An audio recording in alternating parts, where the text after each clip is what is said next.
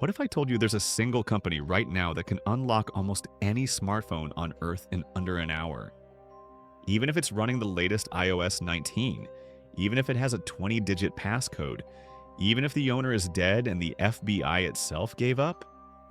What if I told you that company was started by veterans of Israel's most secretive hacking unit?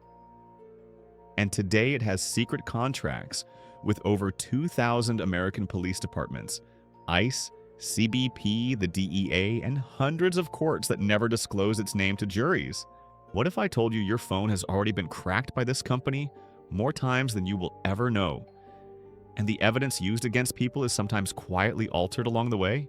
That company is Cellebrite, and tonight, for the first time in one place, we are going to follow the trail from a dusty IDF listening post in the Negev all the way to your local courthouse. And you are not going to like where it ends. Let's begin where the monster was born. 1999, the cover story. Most people think Cellebrite started as a cute little phone-to-phone transfer gadget in the early 2000s. That's the story they still tell on their own website. But the real founding moment happened in 1999 in Petah Tikva, Israel, when a small crew of ex-military technicians realized the coming mobile revolution was going to create the perfect forensic goldmine. Their first hires? Not consumer tech nerds. They went straight to Unit 8200 alumni, the same unit that had already hacked Syria's nuclear program, penetrated Iran's centrifuges, and was running real-time cell phone intercepts over Gaza and the West Bank. Unit 8200 is Israel's NSA GCHQ, and Cyber Command rolled into one, except every single member is drafted at 18, profiled for genius-level pattern recognition, and given virtually unlimited budget to break anything that encrypts. One ex-officer told the Israeli paper Calculist, "After 3 years in the unit, you can walk into any tech company in Israel and name your salary. Most of us already have our next job lined up before we take off the uniform." Cellebrite became one of those jobs. By 2007, Cellebrite quietly drops the consumer products and rebrands as a digital intelligence company for law enforcement and militaries.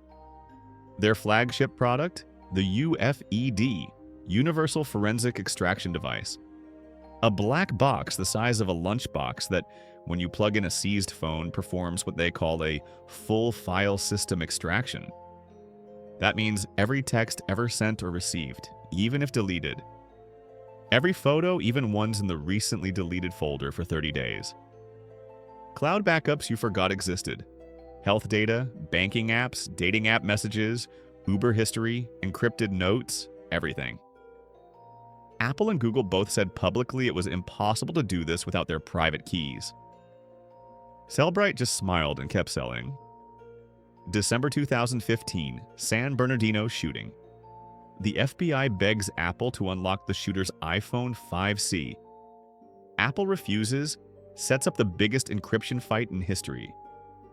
Behind the scenes, the FBI pays an unnamed third party, later confirmed to be Cellebrite, between $900,000 and $1.3 million to crack it in 40 minutes. Overnight, every three-letter agency in the world wants the Israeli black box. Cellebrite's revenue explodes from $20 million to hundreds of millions in under 5 years. The American takeover. Here's the part that should terrify every American. ICE signs its first Cellebrite contract in 2017. $2.2 million for portable phone cracking kits at the border.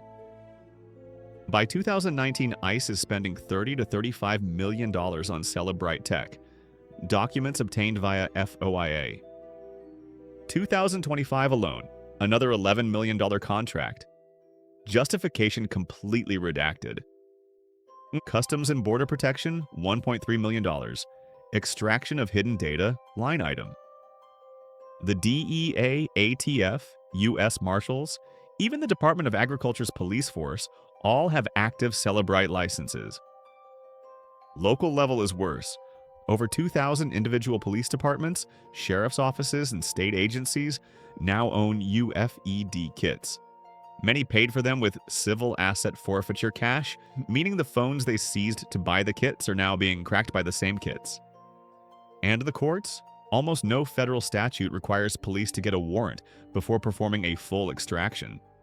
The Supreme Court said in Riley v. California, 2014, that searching a phone requires a warrant, but it never said anything about dumping the entire phone into a third-party Israeli server farm. Result: thousands of cases where the only evidence against the defendant came from a Cellebrite dump that the jury never hears was performed by a foreign defense contractor. The 8,200 pipeline. It's not a conspiracy, it's a resume line. Let's name some names. Ron Serber, Cellebrite's head of digital intelligence solutions, former Unit 8200. Shahar Tal, VP of Research, former 8200. Lior Ben-Artzi, Chief Architect, former 8200. Yaron Baretz, Mobile Forensics R&D Director, former 8200 Signals Intelligence Officer. Even the head of accounting spent 3 years in Unit 8200. This is not coincidence, this is the pipeline.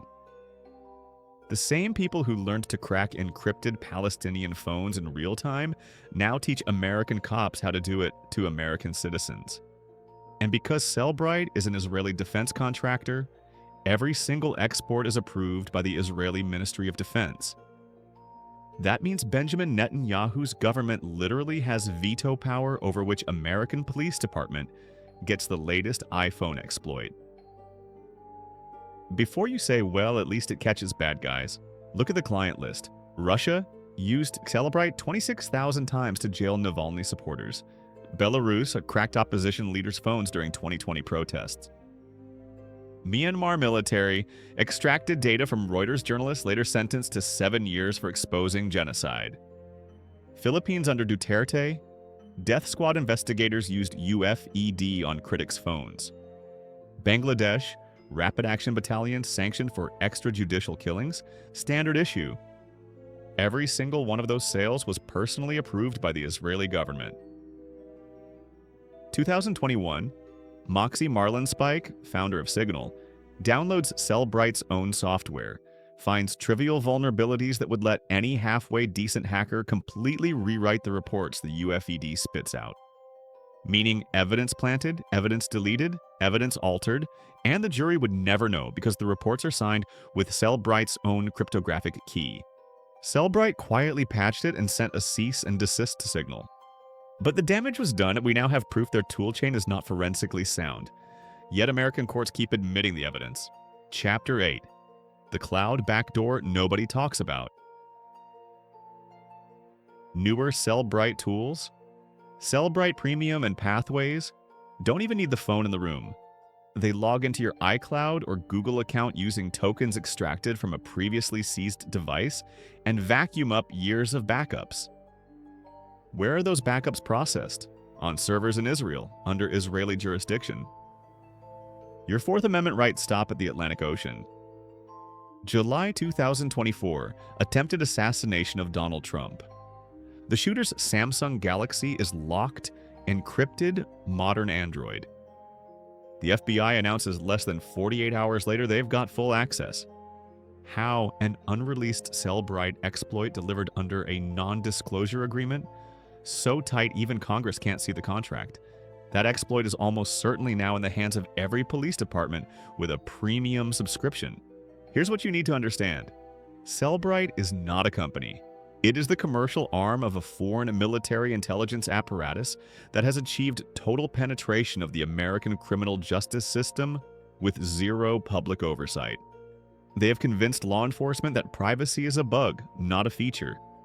They have convinced judges that foreign defense contractors can be trusted with the most intimate details of American citizens' lives. And they have convinced the Israeli government that selling dictator-grade spyware to American cops is dual-use technology worth exporting. This is bigger than Pegasus. Pegasus can only spy on a few thousand targets. Cellebrite can spy on anyone whose phone is physically seized. And in America, that's millions of people a year. So the next time you see a headline that says, "Police unlocked suspect's phone in record time," understand what just happened. a device built by veterans of Unit 8200, approved by the Israeli Ministry of Defense, shipped to an American police station, plugged into a phone seized without a specific warrant for the extraction, uploaded data to a server in Tel Aviv, generated a report that cannot be audited by defense experts because of trade secret claims, and then used to put someone in prison for decades. And almost nobody in the room, not the prosecutor, not the judge, not the jury, knows the name Cellebrite even exists. If that doesn't scare the hell out of you, nothing will. Do me a favor, share this video before it gets buried. Because the only backdoor they haven't figured out how to crack yet is the court of public opinion. I'll see you in the next one.